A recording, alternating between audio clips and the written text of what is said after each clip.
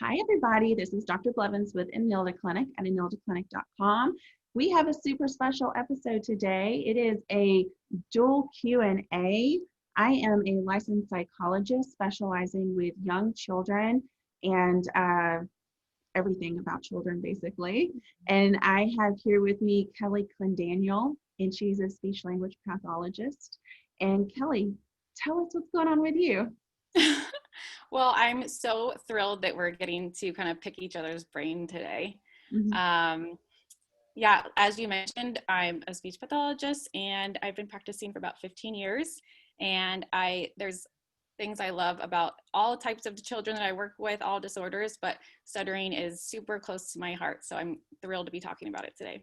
Yes, yes. So our mutual Q&A here today is going to be all about stuttering and any of the, comorbid mental health disorders or just difficulties, not even all the way to a disorder, but just difficulties that might happen if your kid is stuttering.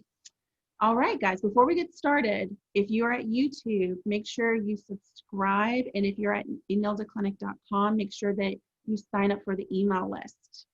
And then I think, Kelly, you're going to be releasing this on your social media too, right? I am. So all my mamas in the group can get all this great information that we're dying to hear straight from the pro. Awesome. Yay. I'm excited to meet all of you guys over at Kelly's group. That's wonderful. Okay, so let's get started. I'm going to first do my questions for my audience. So can you tell us what is stuttering? So stuttering, by definition, is a disruption in the forward flow of speech. That disruption we call disfluencies, and that there's 4 main types of disfluencies that most people don't realize. We think of stuttering as the traditional repetitions of sounds and syllables. But actually, there's 2 other really hallmark types of disfluencies. One called prolongation, where they kind of stretch out a sound. They kind of get stuck and stretch it out. They might get pitchy with it. They can be fleeting real fast or really, you can't miss them kind of prolongations. Another one is called blocking, and it's an inaudible stoppage in the forward flow of their speech, and it can be hard to catch. And those are the kids that often you think that they're not answering the question or they're not wanting to answer, and it could be kind of misinterpreted. So it's like a pause before they answer? Yeah, so it might be like that, and it kind of comes out rushed, or they're starting to talk and they kind of get cut off in the middle, and it's a motoric stoppage. Literally have no control. They have no control over stuttering. Excellent. Any type of disfluency, yeah. So Yeah. it's not I don't know what to say. It's I know exactly what I want to say, but I'm stuck. Awesome. Okay. Awesome. Thank you for that. Can you give my parents out there an idea of, I feel like a lot of kids demonstrate a little bit of stuttering or at least phrase repetition sometimes whenever they're answering questions. Like, what should a parent be looking for to know when and if they should start seeking treatment from a speech language pathologist? Well, that's a great question. Sometimes it's really hard to tease it apart. We know that when children start to stutter at the same time that their language and speech skills are also exploding. Mm-hmm. So with that, when they're trying to formulate sentences, there might be a lot of restarts and revisions while they're figuring out what they want to say. So that might be disfluent, there might be some repetitions, but it's more of and this is what I tell parents, is it seems like they're trying to find the words and figure it out. And that's why they're kind of buying themselves time to process and get the rest of that sentence out. Or does it seem like they know what they want to say, but they're getting stuck? And that's a big difference. Also, if a child is stuttering with a phrase or a multi-syllabic word, that's also a good sign that's not stuttering. That's more of that processing type of buying time repetitions. And the second part of that question is, when should they seek help? Well, if you're unsure of what type of what's going on, go right away and figure that out. But excuse me. If it is true stuttering like disfluencies, we call them, then there's really no reason to wait. New research is showing that the longer a child stutters, the more likely they are to continue to stutter. And we don't have a crystal ball. There's no cure, there's no silver bullet for stuttering. So, you know, that being said, there's so much that parents can do indirectly, meaning that the child has no idea it's being done, but actually these strategies called indirect therapy actually work to reduce or eliminate stuttering for 75% of these kids. That's so awesome. Yeah, those are the two big things I want parents to know. Well, the risk factors are also extremely important in making that decision. Knowing the risk factors, which I can touch on more in a little bit if you want. Tell me about this. Okay. So first, go to the risk factors. I actually have a free risk factor quiz on my website to help parents kind of answer the questions and gives them a kind of wait and see, or maybe just take action now. But family history of stuttering makes you twice as likely to persist in stuttering. Being a boy, the ratio is about 4 to 1. In adulthood, actually, interestingly enough, in childhood, it starts off 50-50, like 1 to 1. And it just, the boys don't tend to outgrow it as the girls do. If the child starts stuttering after the age of 3.5, that's a risk factor for persistence, makes them more likely to persist without treatment. Delayed language skills, like lower than average language skills, and also existing speech concerns, delays, sound disorders. And then if a child stuttering is getting progressively worse and not progressively kind of better, those would all be kind of risk factors that we know scientifically. But there's other things that we consider when I make a decision, start now or wait. Things like how the child feels about it. If they're, you know, if they're very aware of it and they're distressed and stop talking, God, like the worst case scenario, they stop talking, then you definitely don't want to withhold treatment and leave a child hanging like that. Or if they're having secondary behaviors to kind of get the words out and they're really kind of severe, kids can develop like tics or tricks and like another pattern of behavior around the stutter. That's not a risk factor that they're going to continue to stutter, but certainly, again, you don't want to leave them hanging if they're struggling that much. And then also the parents' level of concern. So there's research that shows parents do not cause stuttering. That's another thing I like to tell them. There's nothing you guys did. And I know so many parents I work with, they're like trying to search for that moment of what did I do wrong? You done nothing wrong. Research has like dismissed that antiquated thought. But we do know that the way a parent reacts to the stuttering can work to maintain or exacerbate the stuttering. So if a parent is really concerned, but I'm not that concerned, I'm like, this guy doesn't have any risk factors, probably fine. It's still definitely worth just having a conversation. Sometimes that can help. So risk factors, and then knowing parents, a lot of parents are so afraid to call attention to the stuttering. They don't want to hurt their self-confidence or point it out or make them feel like they're doing something wrong. But that's why I'm always like, there's indirect therapy. There's things we can do that you don't have to call attention to it right now. And it's just such a great option of, while you wait, try these things. And the kid's just going to think, man, I'm getting some like epic one-on-one time with mommy and daddy lately. This is pretty cool. So yeah, that's awesome. And in a little bit, guys, we're going to get into some more about the anxiety that shows up quite often with stuttering. And I'm wondering, before we do that, I wanted to ask one follow-up question. You mentioned that parents can respond in a couple of different ways to either support or maybe even maintain the stuttering once the stuttering is already present, because parents don't cause stuttering. No, they don't. Love that. You can never say that. You can never say it too many times. I know I say that a lot in my office for a variety of different difficulties. So could you give us an idea of a couple of things that parents could do to either support or maintain stuttering? Well, we don't want to maintain it, but if we want to help reduce it, right? Oh gosh, there's a lot we can do, but the ones I like to get parents started on first is to start setting aside 5 minutes of one-on-one, call it special time.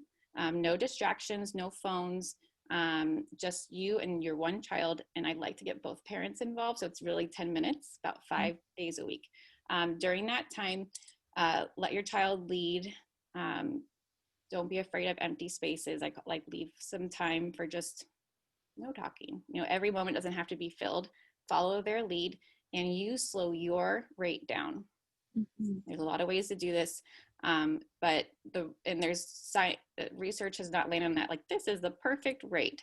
But if parents could just think, if my normal rate of talking is a 10, I'm going to try to talk at 7.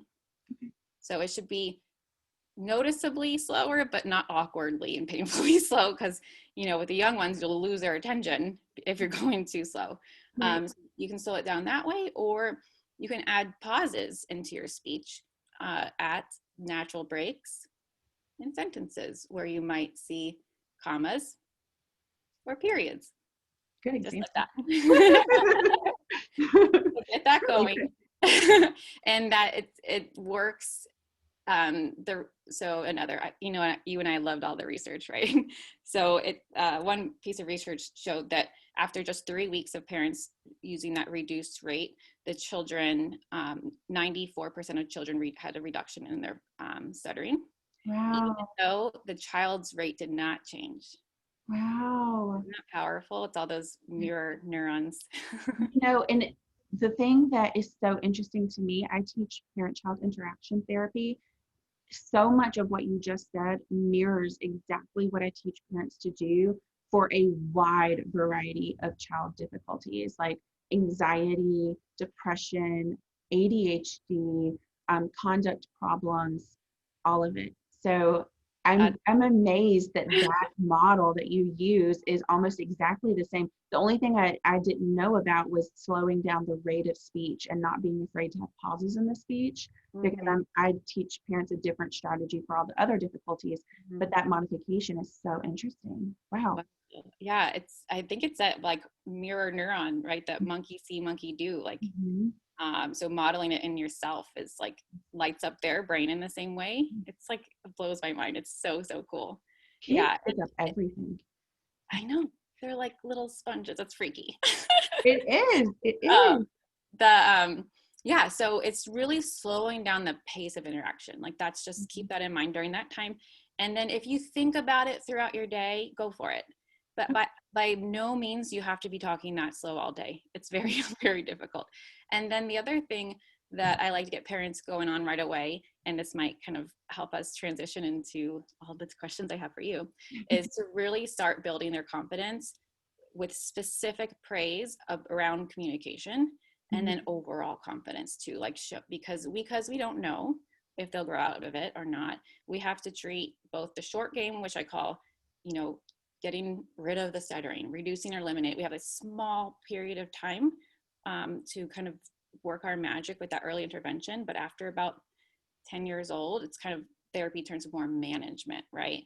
But so we need to treat the short game, do all these things we know that can work, but also consider if they don't outgrow it, we need these kids to be resilient and confident and know that stuttering is just a small piece of them, and they have so much to offer the world, and that what they say is important to the world, and we need to hear it, and we don't care how it comes out. So being specific about the praise. So not just like, if they told you a story, be like, oh, cool, like interactive story, be like, wow, you tell like the best stories. I love when you tell me stories. And then, so be specific. Or if they ask a question, say, you come up with the best questions. I would have never thought to think about, I would have never thought about that if you didn't tell me. So getting super specific, and these kids, you'll be like, the stories I've heard, but they're like, well, thanks for saying that, Mom. Like they get it. They really get it if you're very clear about that message. So specific praise about what they're saying, and, you know, giving them the time to finish what they're saying, and not say like start over or like, because if you're telling them to stop, take a breath, think about what you want to say, well, now you guys know, they know what they want to say, so that's not very helpful, right? But it sends a message of like, I'm not listening to what you're saying, I'm listening to how you're saying it. So we try parents to refrain from those kind of comments and instead model it in yourself. If you take a deep breath when you're answering, you slow your rate. That's way more helpful, and it let them finish and they feel heard.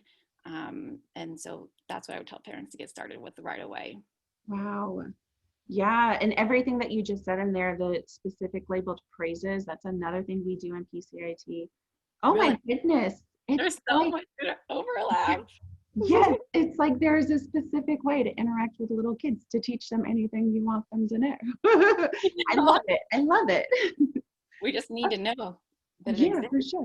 for sure, right?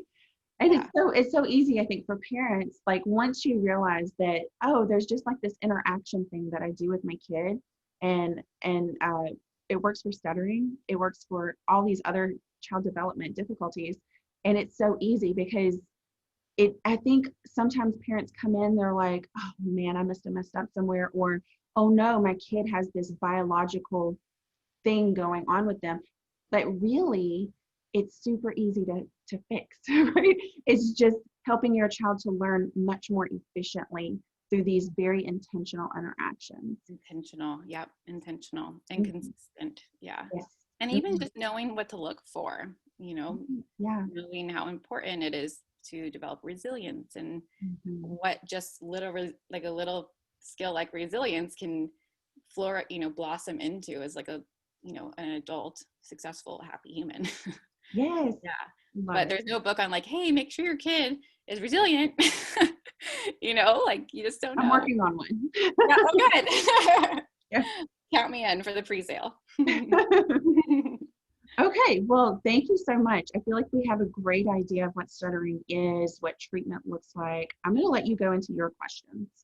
Yeah, so I'm going to lead and kind of like show like how it overlaps so much, as if it's not blatantly obvious already. But with stuttering, we believe that we're narrowing it down. There's a lot we don't know, but we're getting closer and closer.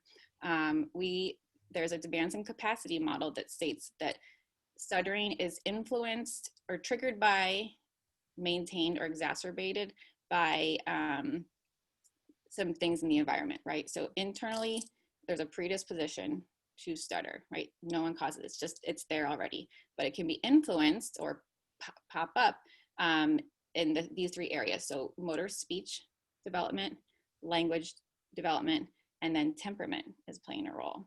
So what happens is when their capacity, and I always do this with my hands, I have a little explainer video that does it way better. But so their capacity for smooth, fluent speech is a little bit smaller. That's how they came. That's how they were born, right? And the demands that the environment places on them, either environmentally or with internal demands, when those start to exceed the capacity for fluent speech, that's when the stuttering kind of pops up and it spikes up and it starts. But as these demands can be, if we can remove the demands and find that balance again, then we find the fluency. And that's why stuttering is just this roller coaster, because the demand could be, and the factors involved are different for every child, and it could be several interacting factors, right? That's why it's such an individualized and very variable disorder. But so say it's language is like their ball, right? That can kind of tip the scales, and they go through a language growth spurt, or they're learning a new language. Well, that's a lot of work that's going on in that language system, and that could be the thing that's throwing them off. Well, if we can do things in the environment to remove those demands by asking less questions, giving them more time to respond, binary, yes, no questions versus open-ended questions, using vocabulary that's at their level and not above their level. These things can kind of remove those balls so they can find their baseline again. So one of the big ones that I see most often is a player, at least one player, maybe not the only one, is temperament. Mm-hmm. So lots of kids have anxiety and perfectionistic tendencies, low frustration tolerance, and they're hard on themselves. So that's where you come in. I think you're doing such a great job explaining all of this. I don't know that you need me to talk about it. No, I do need you. I have so many questions. So one of the biggest concerns or thing that shows up for my parents and the families that I work with is anxiety. So can you just define anxiety, what is happening in the brain? And then I'll start there. And then how do kids, my follow-up question to that, so keep it in mind, is if kids can't say I'm anxious, like they don't have that awareness of anxiety, like what are they feeling that lets them know? Like, how does anxiety feel to them, or how do they perceive it to feel based on your experience? So anxiety is maintained by two different systems. You have that more evolutionary system where there are chemicals in your brain that start to release whenever there is a perceived threat in the environment. So, historically, in more unsafe times, if we were to see a saber-toothed tiger out on the prairie, I don't know if any of that is even logical, but if we were to see a threat, right, we needed our bodies to respond very quickly. So chemicals would be released, our bodies would have sensations that would allow us to respond to that threat. And in our today world, humans are super, super social. Like that is just a part of our makeup. We need to have those social interactions, but there are real threats to those social connections. You can think about things like social exclusion. If you're excluded, if a child is excluded from their family, anything like that, that's a real threat to your life, right? And so anxiety for social interactions does release those different chemicals or hormones or neurotransmitters, whatever you want to think of it as, in your brain that actually gives off a physiological experience that we interpret as anxiety. There are several different physiological symptoms of anxiety. People can have different ones just depending individually, however you might have it. So, you can have an increased pulse rate, your body temperature in the center of your body will go down, and just the other way. It's like it reverses so that you are better able to run.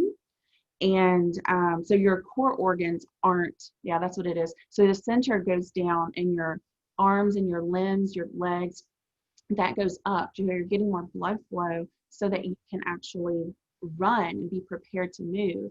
That primal instinct. Oh yeah, for sure. Okay. For sure, yeah. So that's why some people have like digestive distress. You might have a feeling of tingling in your hands and your feet. You might feel like you're going to faint. Little things like that. If you have lots of those symptoms all at once in one moment, we would call it a panic attack. But usually people aren't having that experience. Usually their anxiety is a little bit more subtle. It's just this general feeling of distress, where it's more tolerable, even though it's very uncomfortable. They don't feel like they're going to, die or get sick from it, right? Yes. And so that's the physiological experience of anxiety.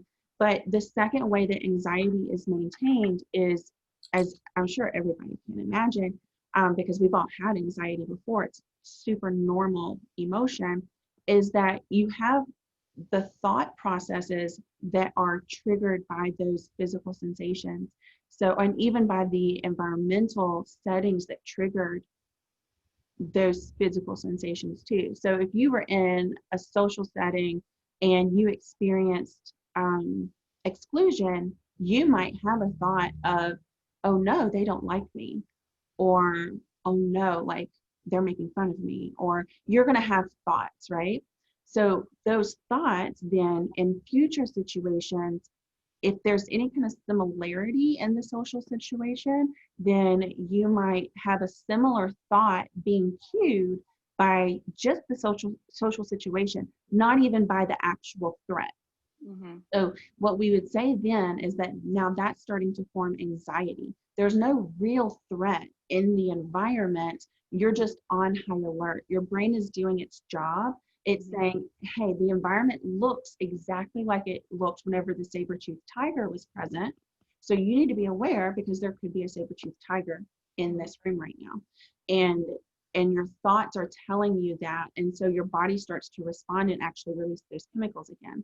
And so the feeling of anxiety is really that combination of physiological experiences in your body that are super uncomfortable, and then those thoughts or those worries that you're having that lead you to maintain the physiological experience of anxiety.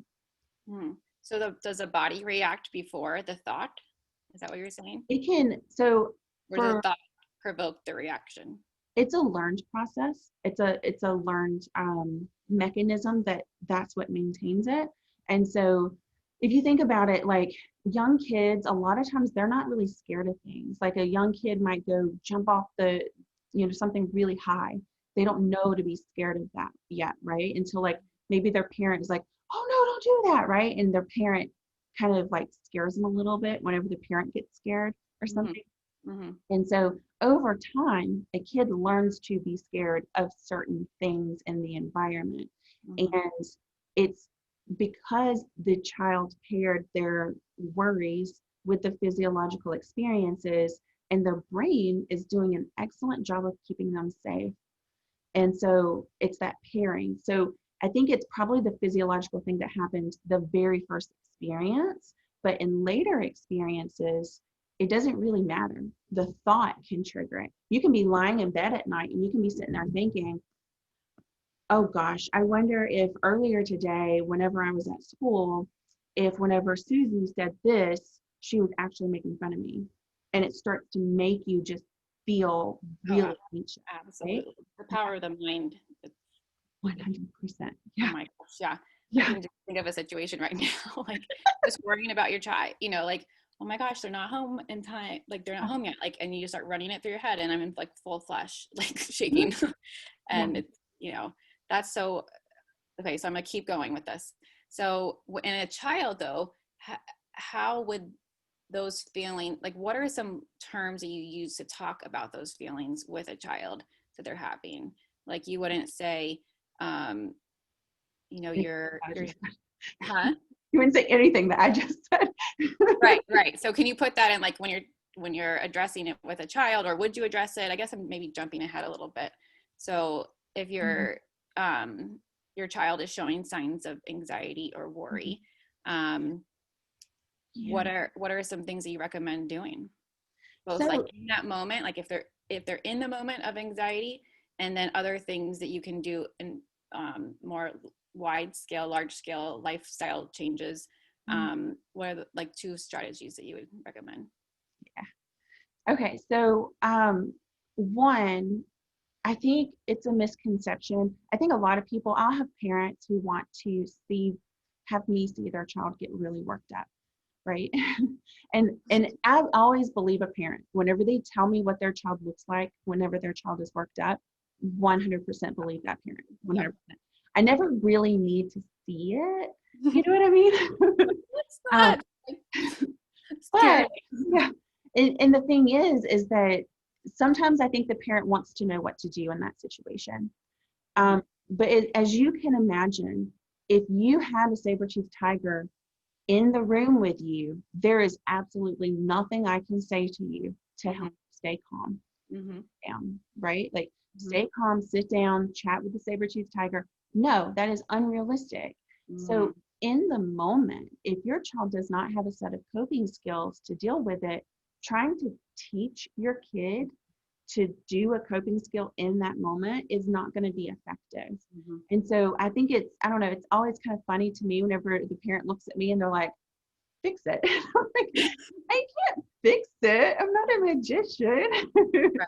We can name it, or so more. What can they what is helpful then, Yeah. right? So Giving them lecture is not prevention. helpful. Yeah. Uh-huh. So there's reaction in the moment isn't going to be super helpful. The one thing I do see oftentimes is, and this is what maintains anxiety, is that the person is allowed to escape. And so, I don't ever want a parent to just have their kid just have a full-blown meltdown and it turns into something super traumatic. I mean, yeah, let your kid escape at some point. But if it's mild anxiety, Mhm. allowing your child to escape is super effective to reduce the anxiety. That creates another part of the learned pattern that your kid can very effectively manage their anxiety by avoiding or escaping the anxiety trigger. And Ooh, that's the maintaining factor in anxiety. All of our therapy processes are about removing escape. And mhm. so going back to prevention, the idea then is to give the child more effective coping strategies than escape. And Mhm. so giving them something that helps to either reduce that overall physiological arousal, helps them understand that, even just understanding why your body's Right, right. doing So what, it. yeah, these are the terms. So what do you name it? What do you call it? Yeah, I mean, I would just call it worries or anxiety. I think it's fine for them to know the words for Mm-hmm. different feelings. In Mm-hmm. fact, that's a big part of just good overall emotion regulation, is for a kid to understand when they're anxious Right. versus when they're like, some kids get angry whenever they're anxious, right? And Mm. so for a kid to understand, oh, you're anxious, that means you're going to do this skill or that skill, versus when you're actually angry. Very rarely is someone actually angry. Normally it's fear or anxiety or embarrassment or something like that. And so helping the kid to actually understand what feeling they have and Mm-hmm. linking it to those feelings in their body, that's key. And I do this with adults all the time. So I don't want people to think, oh, this is just a kid skill. And you probably, everybody out there, I know an adult that needs to learn these skills. And so, because I know all kinds of adults that do. And so the key here is to figure out, how does your body feel whenever you feel different feelings. Um, it's easier whenever you have a really big feeling. So like, yeah, your kid's going to know they're anxious whenever they're in the midst of this big, huge episode. But it's more important to really focus on small degrees of anxiety. So that's helping your child to pay attention to their body more and more, right? So maybe start with, what I like to do is start with like really small levels of settings that are mildly anxiety inducing. Like maybe your kid's going to try to make a new recipe, right? They're going to do a new chore without your help if they're perfectionistic. So, if they have that kind of personality type and they are anxious about doing something wrong, maybe you give them that thing and you help them to notice their body sensations, and you say, gosh, baby, I can tell you're feeling anxious because you're balling up your hands and you're shaking them and you're going, oh, and you're saying to me, why won't you help me? That tells me that you're feeling anxious and maybe even frustrated or something like that, right? So So you're that, labeling that for them. That's mm-hmm. the first step, just to help a child to understand the anxiety. Mm-hmm. It's, as you can tell from my answer, it's different for every single child. The Mm-hmm. triggers are different. Sometimes it's going to be their social settings. Sometimes it's going to be anticipating future events. Sometimes it's going to be separation from the parent. It's all kinds of different things. Mm-hmm. Now, I just have like a million questions going through my mind. Okay, focus. Okay, where do I start? So you name it and then you describe it. So you're giving them the vocabulary. Mhm. Now, what is another strategy that, so it sounds like you start small and then increase the threat, right? Or their perceived threat. And say it's something that they're worried about, like a doctor appointment, like they have a huge fear of the doctor. Does it help some kids to talk it through and talk it through and talk it through, while others, it's best just to kind of not let them work that could be like an adverse reaction, like with talking them through, let them like run it through and work them up and like build the anxiety, while others, it helps to alleviate anxiety. I Does that think make talking I understand what you mean.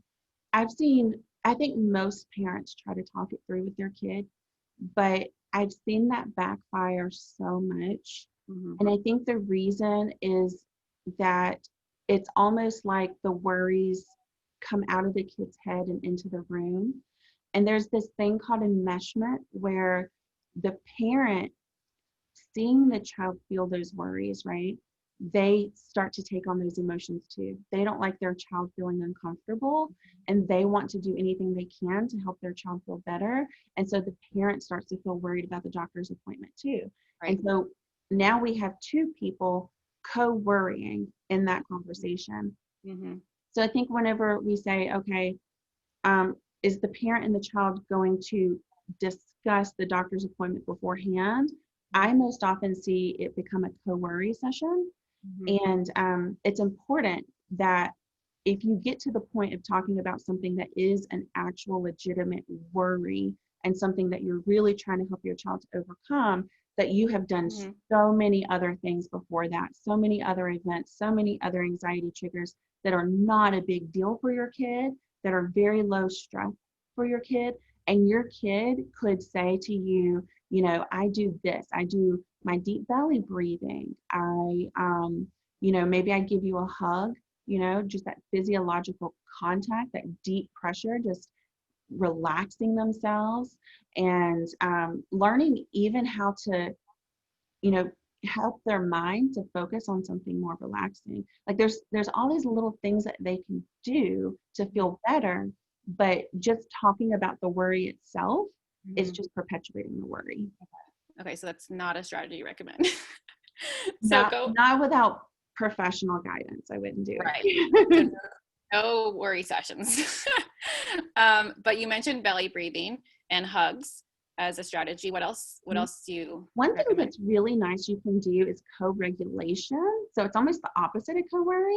And that's where you're just helping your child to stay in the moment. Anxiety is a future-facing emotion, kind of like how depression is a past-facing emotion. And so being in the present moment helps the person to just kind of regulate, to just kind of be focused on the joy of right now.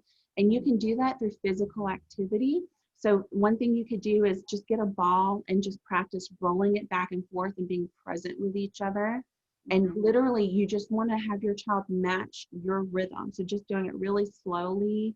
I have a few different sensory toys where I'll just have the parent and the child use them together, like some stretchy bands, things like that. Just getting the child to really be in that moment with the parent. I find the physical activities are easier to do that. Mhm. And is that something you would do prior to an event that typically invokes anxiety, or is that something you do daily as a practice? Yes, Uh, that's key is practice. All mhm. of these strategies would be practice. Practice. Practice. Okay. You want your kid to know how to do it before they have to do it in the game, right? Mhm. So Mhm. definitely practice every day. And Mhm. then whenever they're going into it, you would want your kid to start using the strategy at the very first indicator of needing it. So if their very first anxiety symptom is that they're starting to tense up, like their core is tensing up, hopefully before you've encountered this big trigger, your kid has learned, oh, I'm tensing up my body. That tells me I'm starting to get anxious. I'm Mhm. starting to have thoughts that this doctor's appointment isn't going to go well. So I know I'm starting to get anxious. And so Mhm. they're recognizing it. Now they know, oh, I can start doing my coping trigger and relax and stay in this moment and not think about the doctor's appointment that's going to happen in 15 minutes. Okay, I love that. It's like a lot of mindfulness, right? Oh, yeah. Yeah. Mindfulness techniques like present moment awareness. Ooh, I love all that stuff. So maybe even like, what are 5 things you kind of tapping into all their senses and to get them into the Yeah, you moment? can do that. Yeah, Yeah, you can do that for sure. yeah. Like I 5 things think you see and 1 thing you smell and mhm, 3 things you hear and what do you feel? Like just things like that, just to bring them into that like present moment thinking. for sure.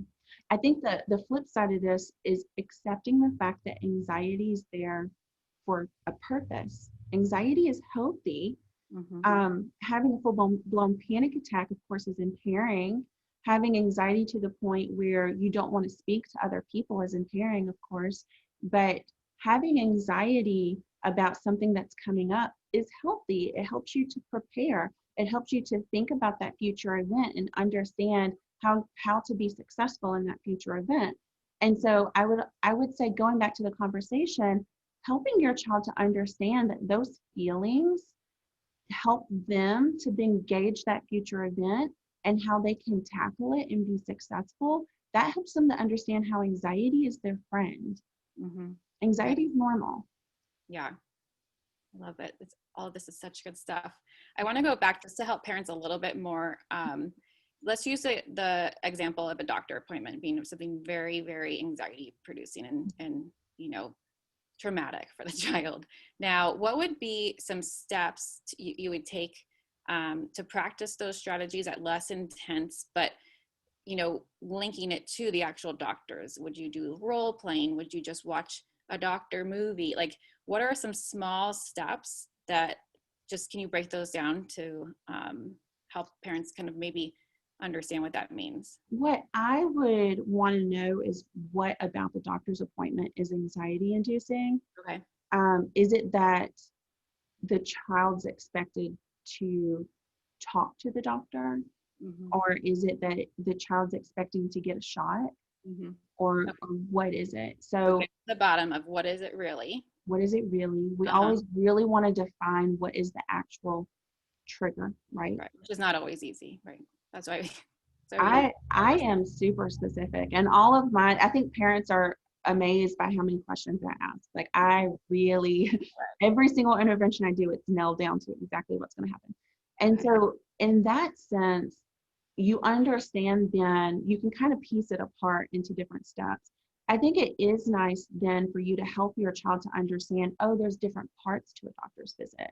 And this part, like helping them to understand this part, that scary thing isn't going to happen. The scary thing might happen in part 3. And so, and then, this nice thing will happen, this nice thing will happen. And so really the scary thing in a doctor's visit lasts 10 seconds. Mm-hmm. And the doctor's visit overall is 15 minutes. And so we're talking about a scary thing for 10 seconds. And yeah, your body's anxious, but it's just 10 seconds. So now let's practice what you can do to help you to feel calm for just those 10 seconds. And so I'm thinking of a shot right now. I feel like most kids are scared of the shot. Right. And so, so if it is the shot, I actually worked with a kid one time who was scared of shots, and they did have a developmental delay. So there was just a lot of complexity to the case. Mm-hmm. And so what we did was we actually practiced the kid getting the shot. And we did it at the doctor's office. And we would do things like, we would have a nurse come in and just sit there. Then we would have the nurse come in with their equipment. And so the kid could look at the equipment. I actually volunteered and had my blood. So the kid had to have regular blood draws because of the medicine they were on. And so that's what made it so medically necessary to have this intervention. And so I volunteered to have my blood drawn, and I was a model. And I would just model, like, gosh, this, it does sting. It does hurt, but it's really not that bad whenever I'm very still. Mm-hmm. I just relax. And so acknowledging and validating the feelings, I'm not sitting there pretending it didn't hurt, but I'm also giving a realistic perspective of it, right? And how powerful to see that. Yeah. That kind of model. I'm thinking of like a pilot or like the flight attendants, like when there's like turbulence, mm-hmm. I'm always looking to them, like, are they freaking out? Because when they freak out, I'm going to freak out. But like, that helps me. It helps to reduce my anxiety. I have tons of anxiety around flying, or I used to, but it's very much like they kind of borrow from us. And if they can see you go through the thing that scares them, wow. I feel like that would be huge. And good for you for taking a shot for the team. It was the best shot I've ever had. Let me tell you, I never, ever look at my arm whenever I'm getting my blood drawn. It's just the most disgusting. My stomach is turning right now just thinking about it. But that time getting my blood drawn, I was like, look at that. That's the needle. It was so good. That's funny. Yeah. Is there anything you can do that's helpful after a moment of anxiety?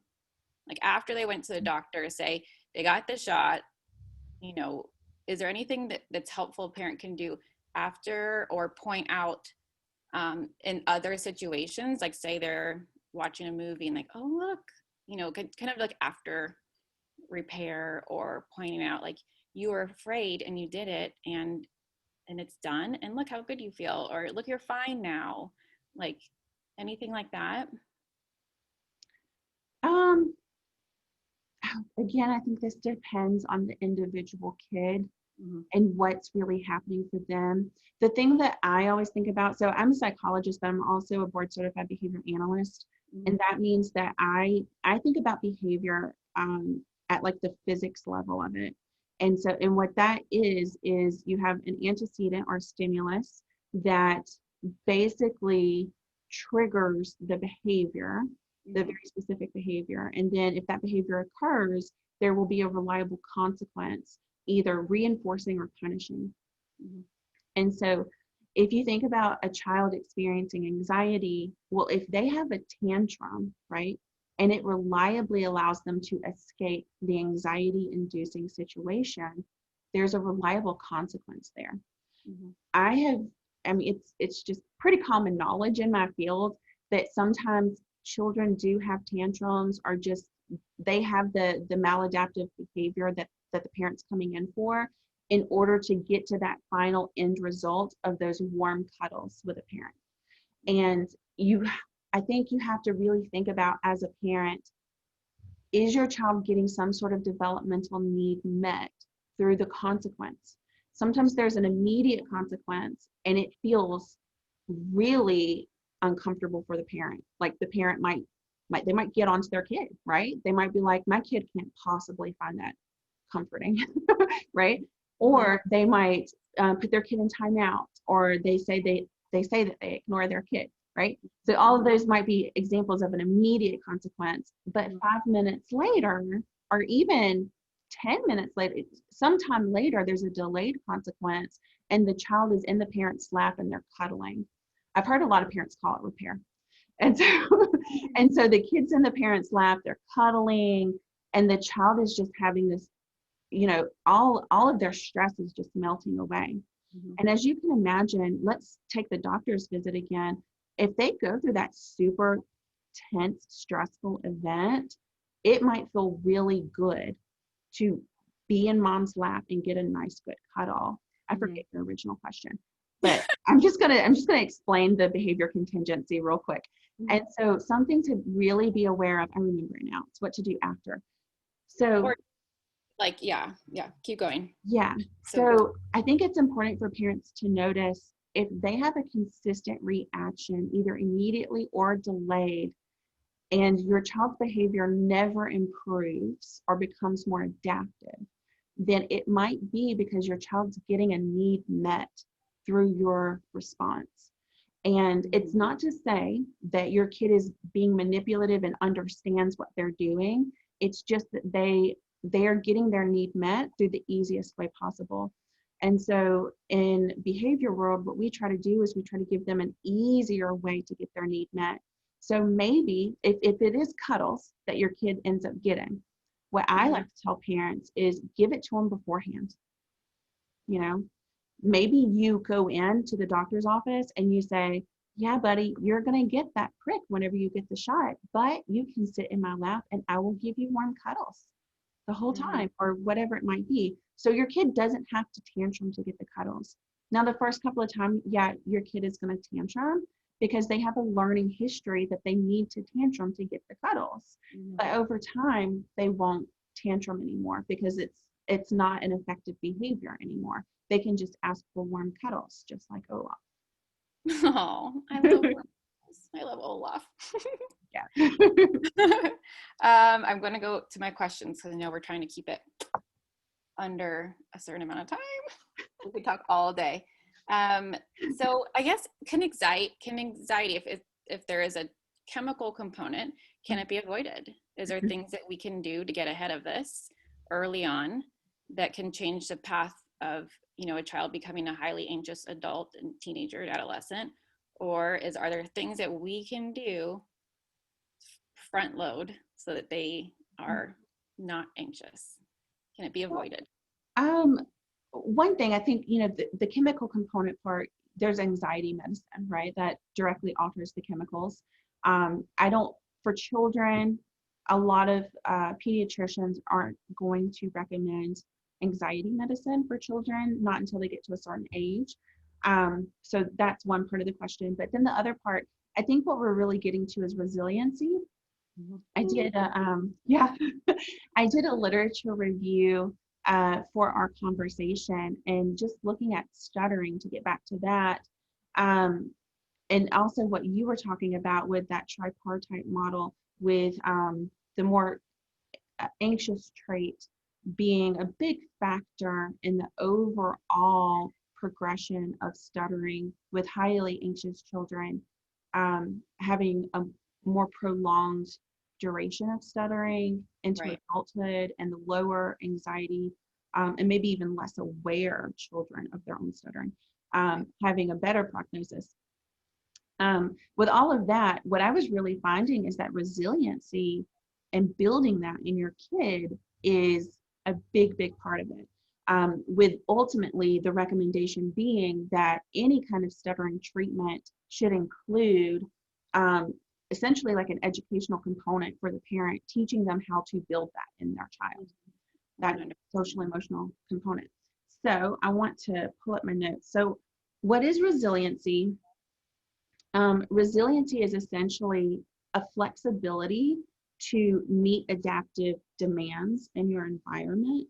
And you can think about it like, as a child, you might get a new teacher, and all the expectations are different that year, right? I mean, if it was a normal year, we're in pandemic year, but if you were in the classroom, all the expectations are different. You have to learn a new way to ask to go to the bathroom. You have to learn new ways of interacting with your peers, handing in your homework, how to interact with your teacher, new academic demands. The whole world shifts for you every academic year.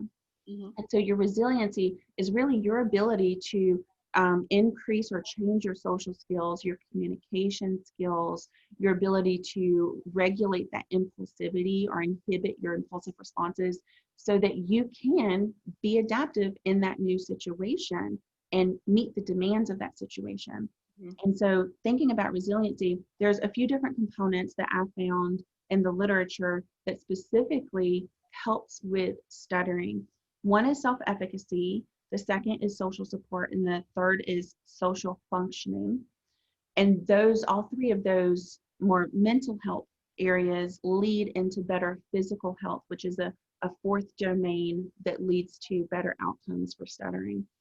And so kind of just going through the definitions of those. So self-efficacy is basically whenever a person feels that whenever they act on their environment, they can have an effect, the effect that they desire on the environment.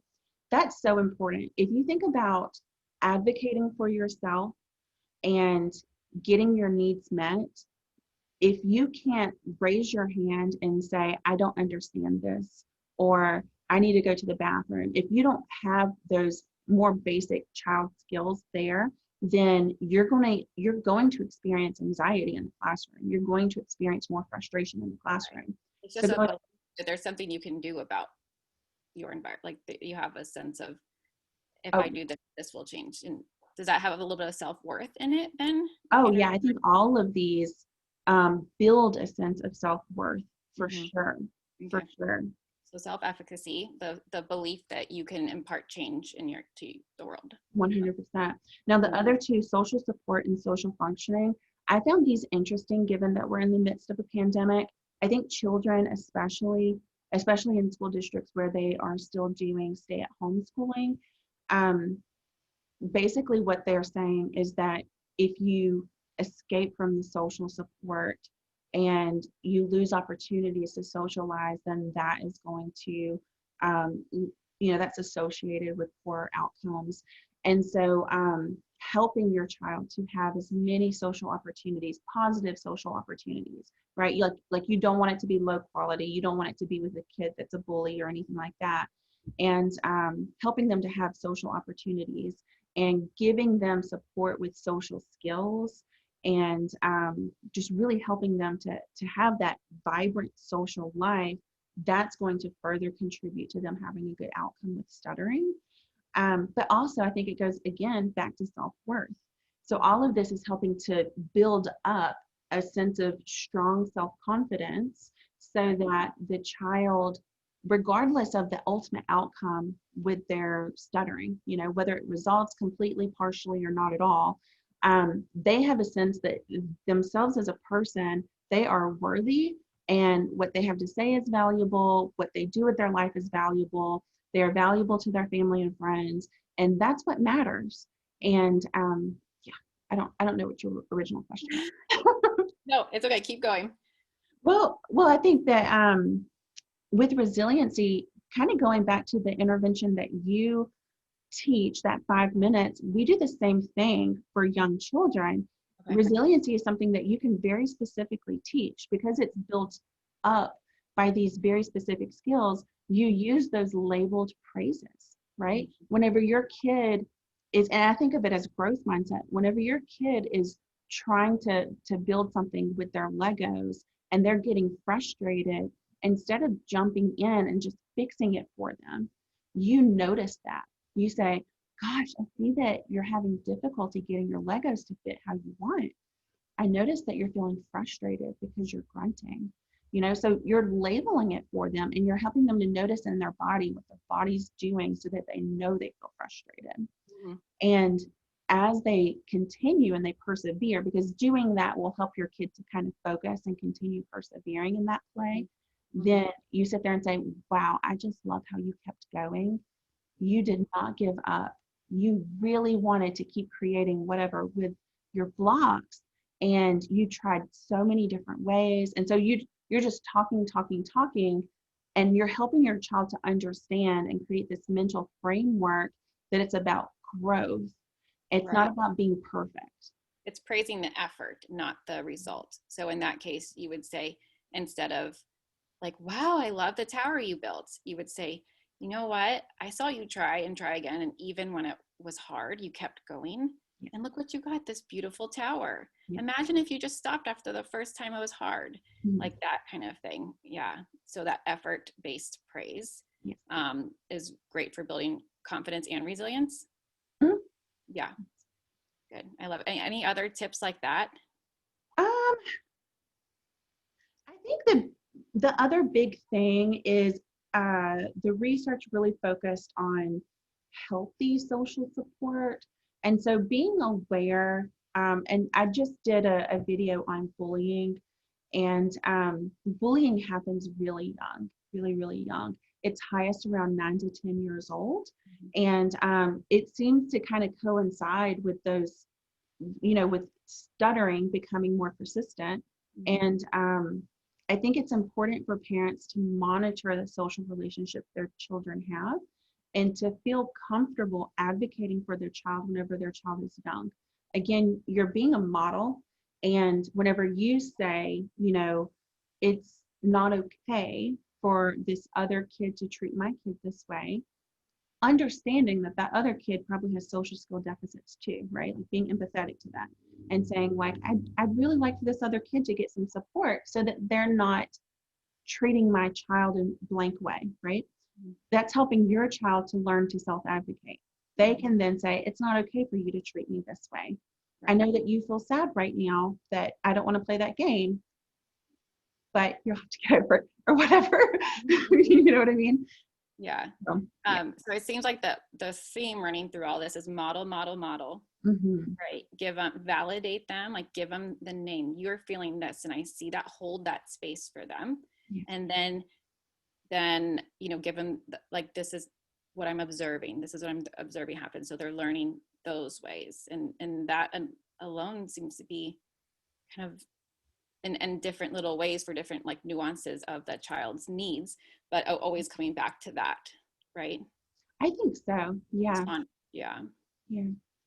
So I guess if I'm going to pull it all together, so why are we talking so much anxiety and not about stuttering? Well, the idea is, if anxiety is one of those things that is the tipper, right? The scale tipper, then if we're addressing the anxiety, then the fluency will follow. right? The smooth talking will follow. And anxiety, I keep coming back to this because, you know, stuttering can be situational, right? But it's the underlying feelings of the situation that causes the stuttering to ebb and flow. So for instance, with the pandemic, sorry, you know, I got all these calls. He's stuttering again. He's stuttering again. It's so bad. Well, it's because they're feeling uncertain. They're feeling anxious. And that's why that stuttering is coming back. So if we're going to address the anxiety, give them coping skills, build their confidence, give them the resilience, that can be the thing that kind of gets them back to baseline. So that's why we're talking about it, parents, for like so much. And I think that resilience across the board is such an important skill for all kids. And to learn to actually, I would, you know, if you're doing a book on it, amazing. I think there needs to be a book on it because there's so much to it, and really honing in on the specific pieces of it. Because I've read that there's 7 kind of skills that are, you know, all together make a resilient child. So looking at that, and with my own son who stutters, which I did not mention, I have a personal connection to it, you know, really seeing like, okay, it's that piece right there and that piece right there, and really buying the books around that specific skill and giving him a narrative for it and really building those up. It works. It's beautiful. But if you don't know what those things are, then you don't know to do it. So. Right. I'm a big believer in intentional parenting. I just started a Facebook group for anybody that's interested out there. It's called Positive Parenting Q&A, and it's kind of a model off of the book I am working on, which is, it's more centered on values, and it's about families being intentional and reflecting on their values, which sometimes I feel like are very abstract. And we think about them occasionally, like if we go to our religious services or on holidays, but we're not thinking about how they play out in day-to-day life. And in my therapy work with my clients, I do that. I do it through acceptance and commitment therapy, which is just an amazing therapy. I love it so much. And parents love it. They love it. They love how they can concretely give a definition to how their value plays out in every interaction with their child, and not in an overwhelming, like, oh gosh, here's another burden for me to carry every day and do, you know, with 50 other thousand things I have to do. But in a way that it almost alleviates the stress. It's, you know, it's not about those 50,000 things of being perfect. That's probably not in your value set. I don't know nobody's ever said to me, oh, my value is to be perfect. Right. Never. I've never had anybody say that. And so once you kind of reflect on those values, then boiling it down to, this is what matters to my family. This is what I want my child to have instilled in their heart by the time they fly the nest at 18 years old. And that's why I prioritize these activities every day. And it kind of helps parents to let go of some of those things that just cause them a lot of frustration, that get them worn out, the things that, you know, create mom guilt. That's, I mean, and not surprisingly, because we've seen so much overlap, but acceptance and commitment therapy is one approach used for adults who stutter. I love it. Why, like, let's start early, right? Let's just change the trajectory completely. I love that. So look up ACT, right? It's like acceptance and commitment therapy. And yeah, I mean, that would be a great exercise to, like, what is a value even? Like, get specific and write it down. And then just always come back to that. Like, here is this moment of stress. Like, where does this fall in our values? Is it even important? Kind of like size of the problem kind of thing, and problem solving. And right. I mean, there's so much to build off of that. I like that too. So I'm gonna look that up. Or just buy your book. Oh yeah. Well, you'll be waiting a really long time, I'm sure. Yeah. So did I answer all? I hope I gave, you know, pretty clear, you know, when it happens, this is the first thing, you know, you need to know and do. Yeah. And then also just to get the parents, like, you put your mask on first, right? Like, take care of yourself, join a support group. Just hearing, because parents, they feel like they're on this island of like stuttering island all alone, but 70 or 73 million people across the world stutter, right? Yeah. And then, you know, even more higher percentage of children go through a period of stuttering. Multiply that by 2 parents, maybe, you know, ish. And we're talking, there's a lot of people who are going what you're going through or have been going through what you're going through. And it's just a powerful experience in itself just to find those people and talk to them. Yeah. And we know that addressing our own anxieties about stuttering as parents can have a positive effect on how the child sees themselves as communicators too. A lot of times parents they're sending these signals they don't even know, and the kids are like little sensitivity sponges. They sense it, and then they're like, there's something wrong with the way I'm talking. But, you know, I know we're running long, but parents are often afraid too to like bring it out into the open. Like they just ignore it, like it's not happening. And that's not great advice. Don't do that. I kind of think of it, I like how you're saying it. I think of it as like you know, you have enmeshment on one side where the parent might get their feelings like super wrapped up in how their child is presenting in their language and feel anxious for their child. And then you have the other side where the parent just denies that there's a difficulty. But if you were thinking about it as like, I don't know, like a broken finger or something like that, you would just be like, oh yeah, he slammed his finger in a car door or something like that. It wouldn't be a thing at all. You would get the medical attention and be done. And then you wouldn't be avoiding car doors the rest of your life, right? So kind of like an anchor moment. Like, how would you respond if, you know, another similar situation, right? You validate, you acknowledge their feelings, you comfort them, they just want to know it's going to be okay, right? So, but by not addressing the stuttering, that leads to shame and like the long-term issues that we see in adults who stutter, right? So if they're aware of it, I say, you know, talk about it. If they're talking about it, you talk about it. You neutralize it. It's not good, it's bad, it just is. And sometimes talking is hard. I'm listening. I don't care about how it sounds. Like, I want to hear what you have to say. That's the message. If the children are not aware of it and they're just happily stuttering their heads off, then there's no need to bring it to their attention. And that's kind of what I tell parents. And it's always a very hard thing to know what to say when they're stuttering, and just always come back to, I want to hear what you have to say. That's what's most important to me. And you're a great talker. You just told me the whole story, and point out like stuttering only happens a small percent of the words they say.